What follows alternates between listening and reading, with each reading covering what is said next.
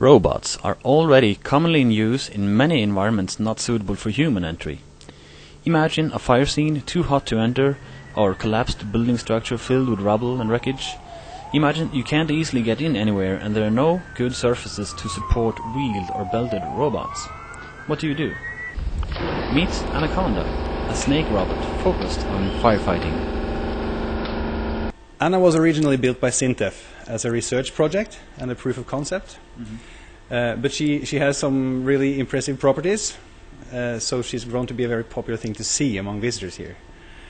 And now we have research going on both at Sintef and NTNU. The original idea was to use her as an active fire hose that could crawl into a fire and extinguish fire. Yes. But we can see a number of other applications, like searching through rubble after an earthquake, and any application actually where a small cross-sectional area and significant power is an issue. Anna is about 3 meters long and is really a series of 10 cardan joints that can move in 2 directions each. These joints are moved about in either plane using 2 hydraulic cylinders, each controlled by one Mega 128.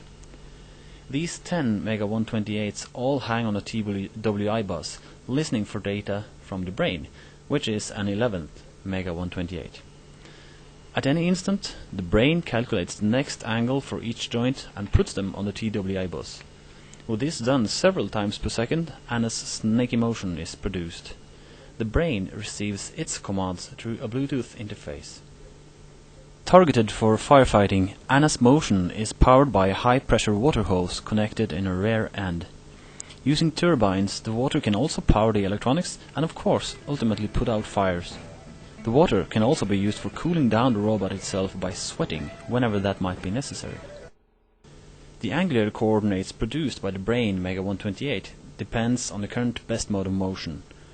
Most common is lateral undulation, where a wave travels down the snake's body, pushing the snake off irregularities in the surface. On very flat and smooth surfaces, this is not very efficient. In such cases, specialized snakes use sidewinding to move sideways. Since Anna weighs in at about 70 kilos, requires water supply and drainage to demonstrate her skills, her little sister Aiko was developed to get a more portable snake robot that was easier to display and demonstrate. Aiko has electrical motors powering her joints, and she is smaller. Though the TWI has been replaced with the CAN bus and PWM outputs control the motor power, the algorithms for snake motion are generic. So, Aiko moves in the same way that Anna does and has 1 Mega 128 for every joint, just like her bigger sister. Eventually, Aiko will be fitted with a smooth skin, protecting her insides and making it possible to measure contact forces along the snake body. Then, Aiko can push back with just the right force on adjacent objects and rough surfaces to really exploit the principles of snake motion. Notice how she can effectively move through this pre-programmed pattern, pushing back on the obstacles. When fitted with a 3D